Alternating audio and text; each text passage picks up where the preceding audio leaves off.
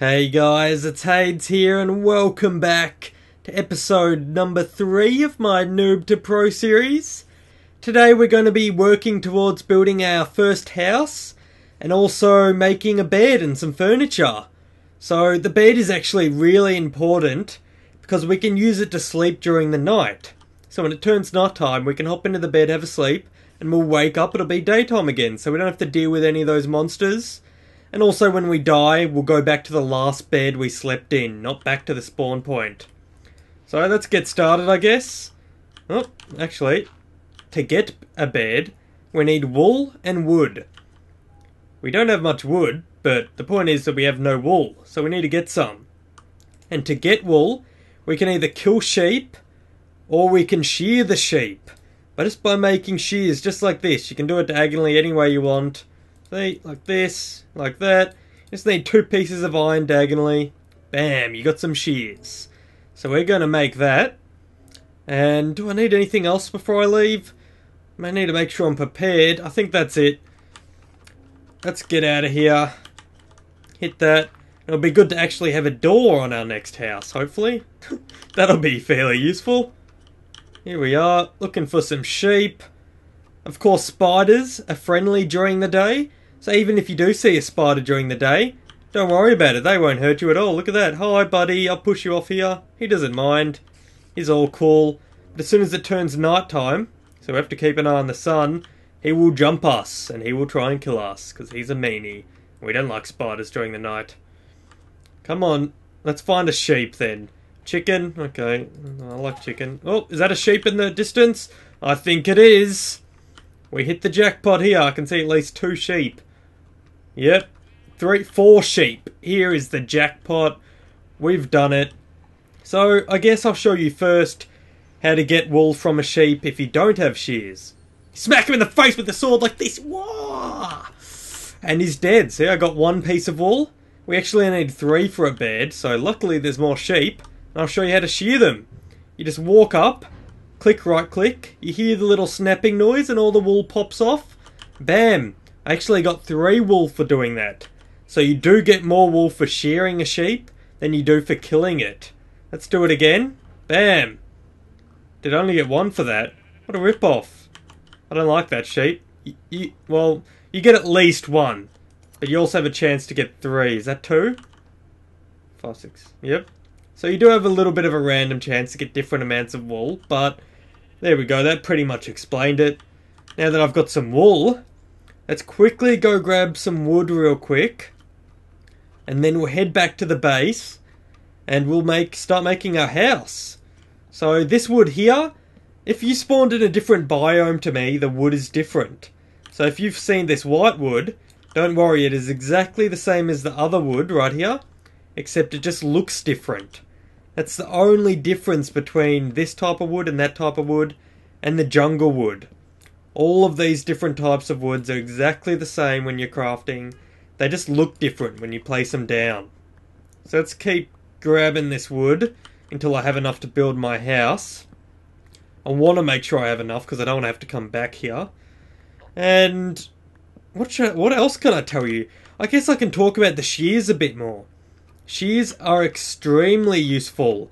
They not only help you shear sheep, but they also get dead bush. They get grass. So this is grass right here. If we hit that, we can actually pick up the grass, which is a nice little trick that not many people know about. See, just like that. We can replace grass down. So that's not that useful, but it's a nice little thing that people don't know. And of course, the dead bushes are grasses that have spawned in desert biomes. So we're not in a desert, so we can't find any of that. But I'll just run over here to show you the next example. You can actually use shears to get red mushrooms from mushrooms. And mushrooms are like cows, but found in mushroom biomes. So we're not in a mushroom biome either. But if I do ever find one in the future, I'll be using a shear on it. And it's almost like the cow explodes. You go and right click on the mushroom cow, it explodes and the red mushrooms pop off and it turns into a normal cow. No one really knows that because mushroom biomes are fairly rare, so that's why no one knows that. But anyway, the next thing they're good for is leaves, and vines. So let's just hit this off like this, and we can actually pick up the vines, which is extremely useful because you can use it instead of ladders. It works as if ladders, because you can walk up to vines, see right here? You can walk up to it, hold W, and I can climb them. Very similar to a ladder. And I can go down them, and I can go up. So vines are like a cheap version of a ladder, and you can get them just by making yourself some vines. So we're going to gather some of this. And we'll gather a bit of jungle wood as well. Exactly the same as other types of woods, guys. Just looks a bit different. It's a bit confusing to some people because it's a totally different block, technically. But all the woods activate the same. And of course, we can hit leaves off trees. That's what I really like about the shears. That's what I use it for the most. Because then we can make our own trees and cover leaves around it. That's what I like about the shears the most. I haven't actually used them much for anything else besides demolishing leaves off trees. So we can get all the different colours, just like that. And it destroys it really quick as well, if you haven't noticed. But the durability of the shears does go down fairly quick as well. And you can't upgrade them.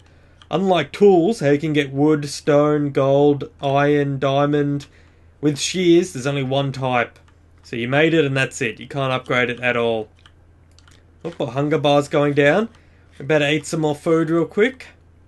And we'll head over to somewhere where we can make a good little house. How about we build it in this corner here somewhere? Is that where the other little house is? That's where a little underground safety spot is. But let's build a house just about here. Looks good actually, because it'll be easy to move my stuff over. Let's chop this down and start building this house. Demolish this, demolish that, use the shears real quick, get rid of this tree. The leaves will eventually disappear, but we're just making it go a bit quicker and also gathering the leaves for ourselves.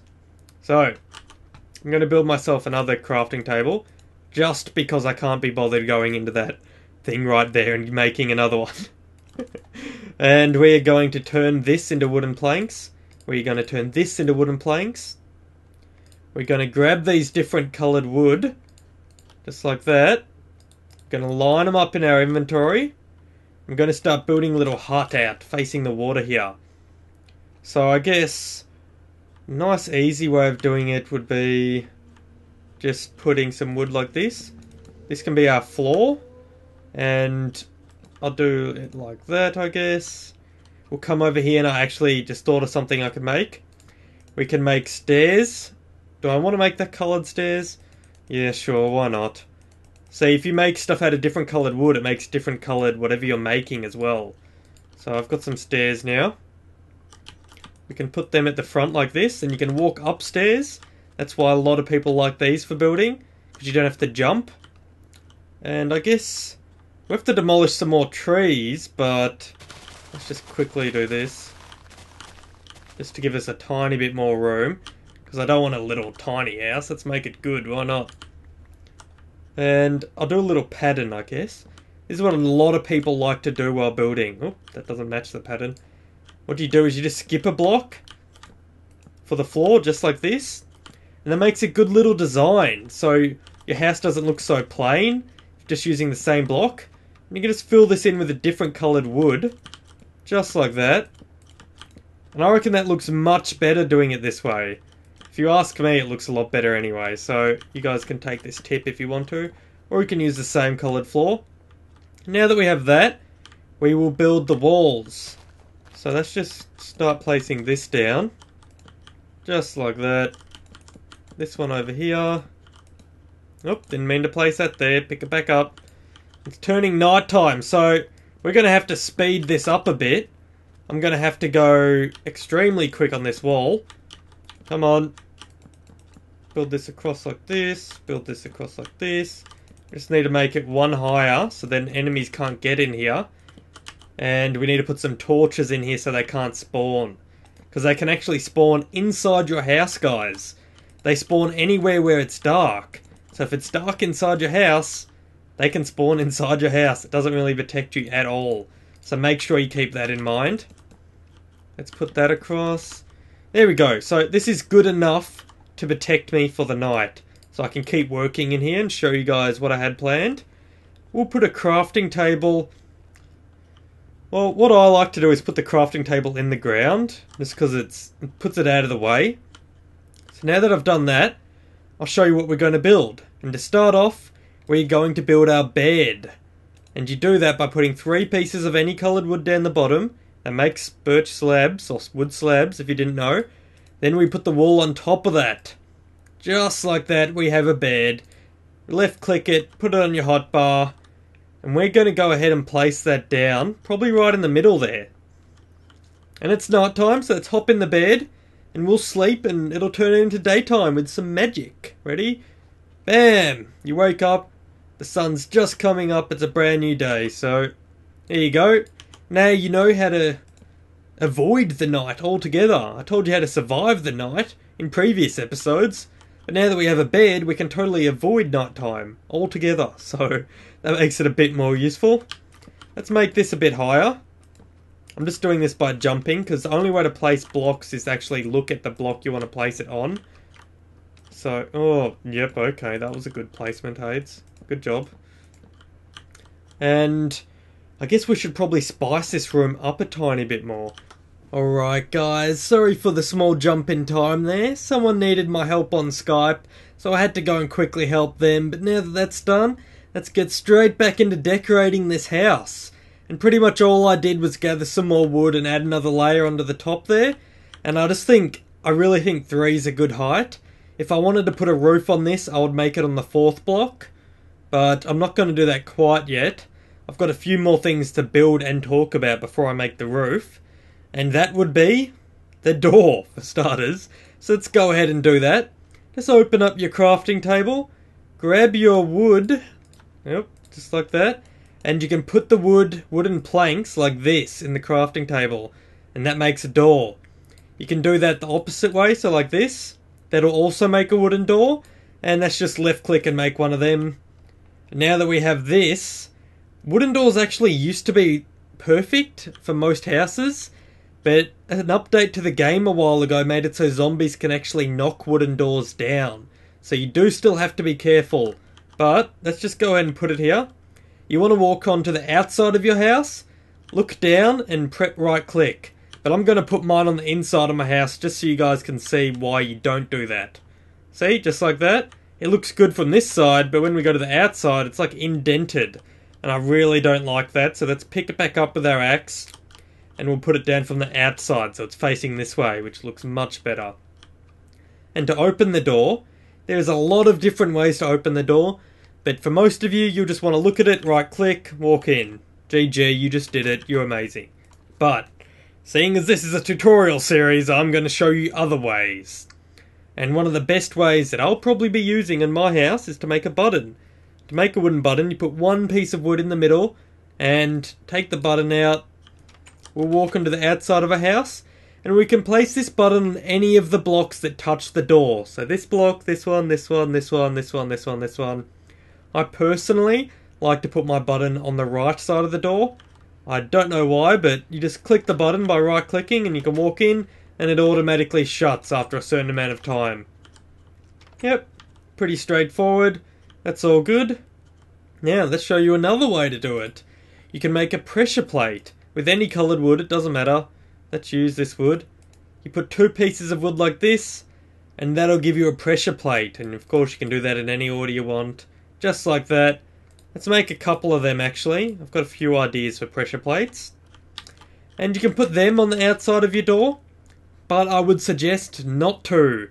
Because if a zombie or skeleton walks up to your house and they step on the pressure plate, it'll open your door. So that means that any type of mob can open your door. But luckily, that only happens with pressure plates. Mobs can't pull levers or press buttons. So you're safe if you have a button, like I do. And I'm going to use the pressure plates for getting outside the door. Yep, if that makes sense. So, I don't have a button on the inside here, so I have to right click the door. And that's why I have the pressure plate. So if I right click here, it'll actually open the crafting table. But I'm like, what?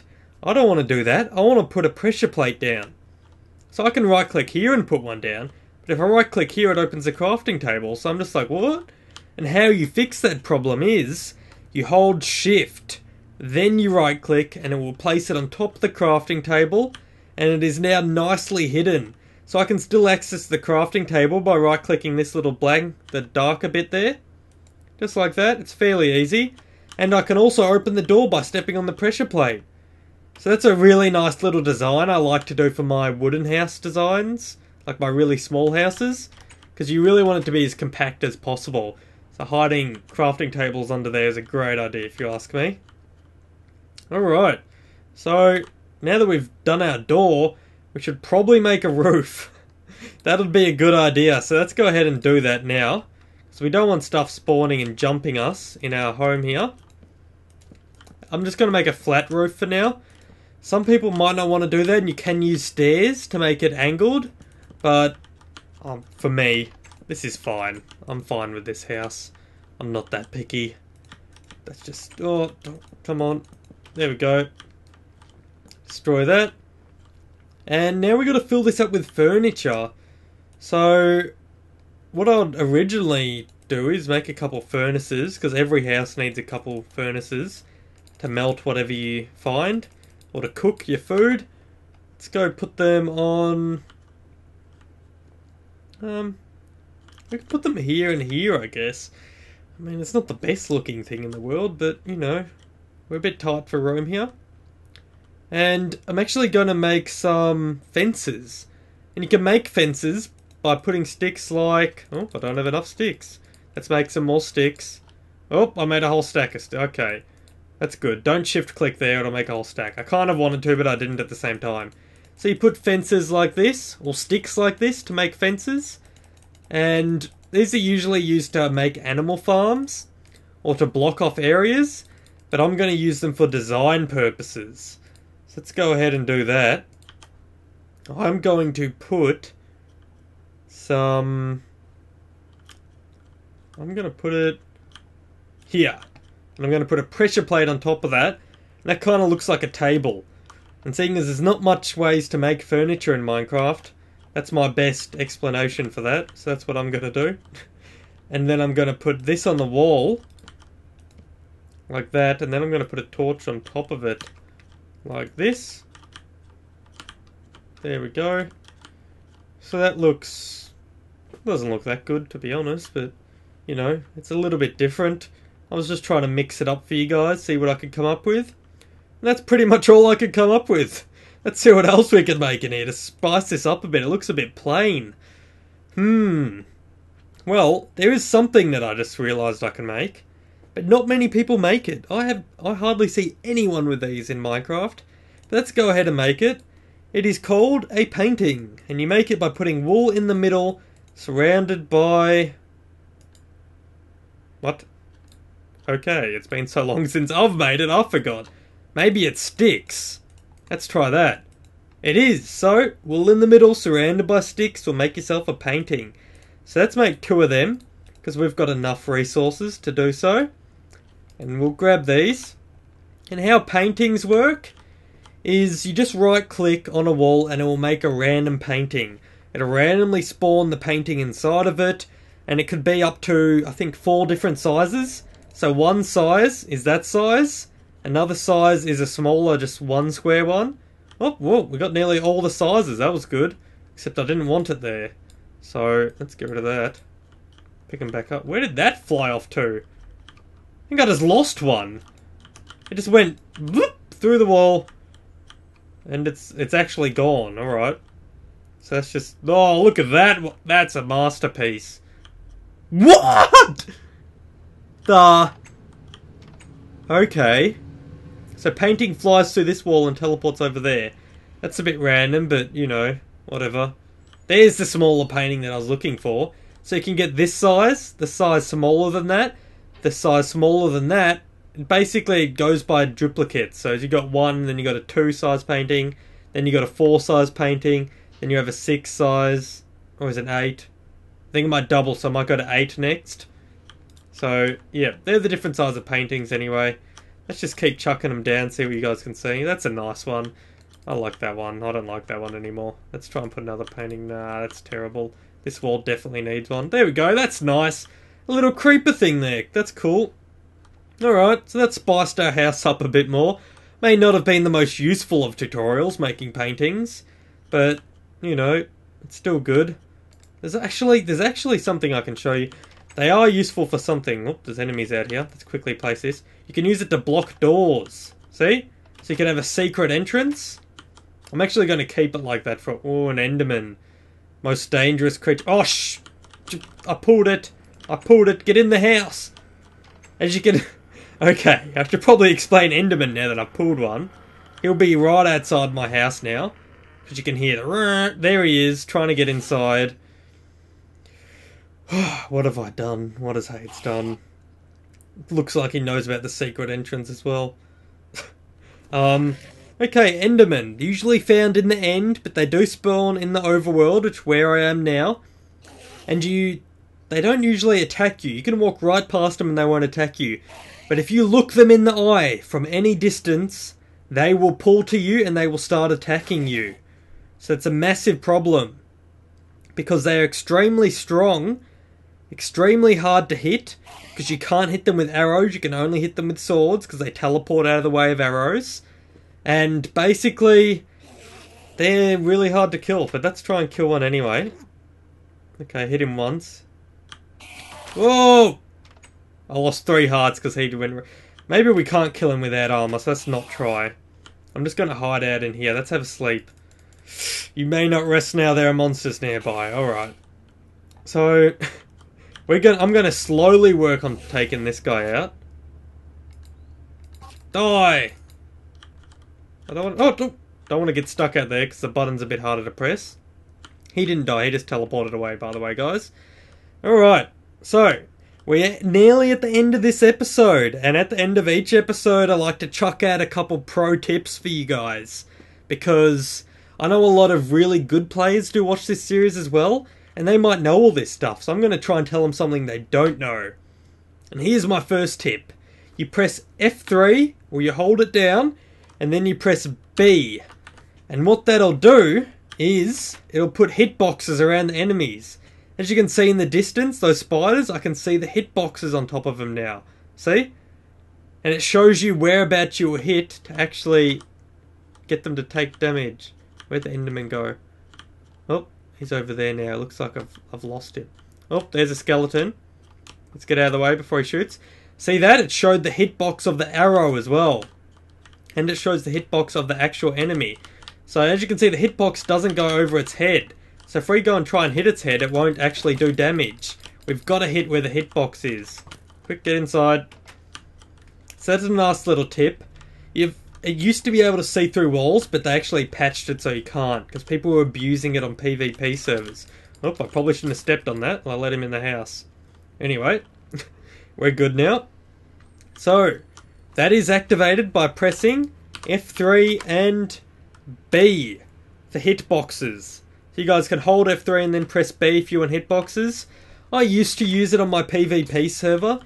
It's especially useful if you got really bad computer and you don't have a far render distance, because then you can still see the hitboxes on them even if they're hiding behind dirt or something.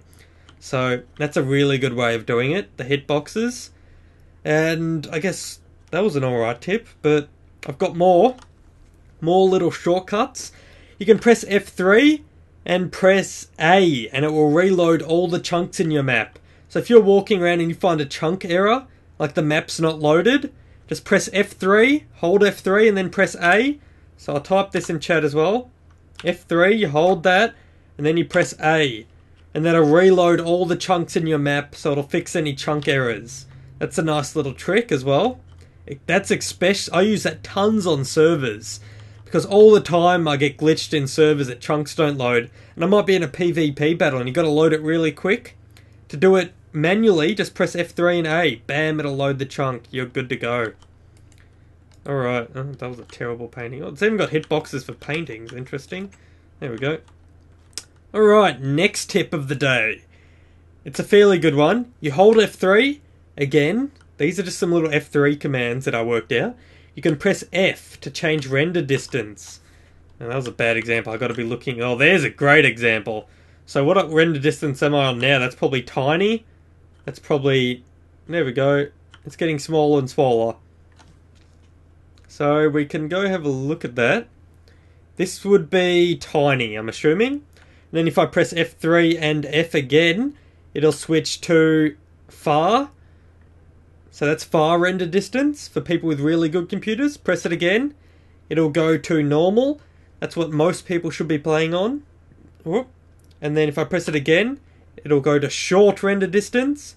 So that's people starting to get to bad computers, or at least a few years old computers will be running on this render distance. And then you press it again to go to tiny. And that's if you have an extremely old computer or your graphics card isn't that good, you want to be playing on tiny. So I'm going to go back to far, and I'll just get out of that now.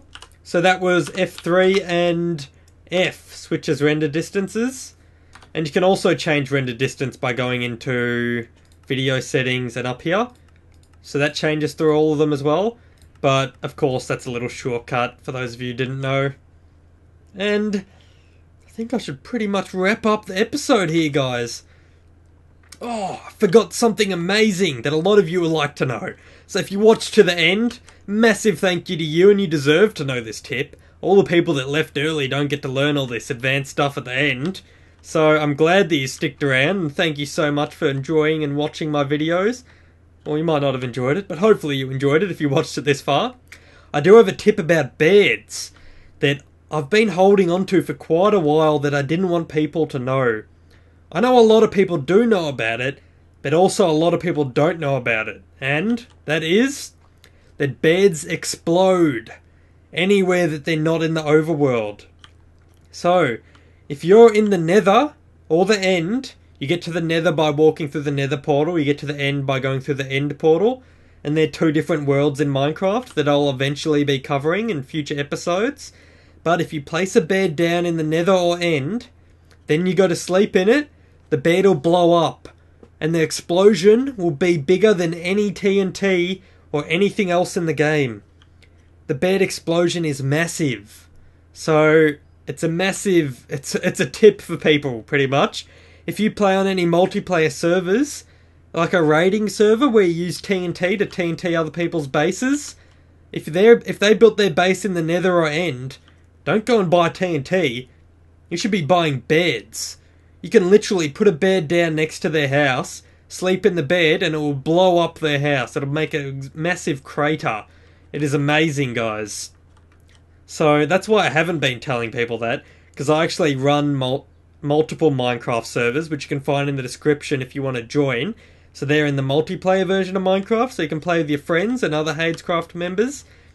And I've kind of been wanting no one to find out about that, because a lot of people do have bases in the nether, and kids could be walking by with extremely cheap to make beds and just blowing up the nether. So anyway, I hope you enjoyed that little tip, and I hope you don't abuse it too much to blow up everyone's houses in the nether and end.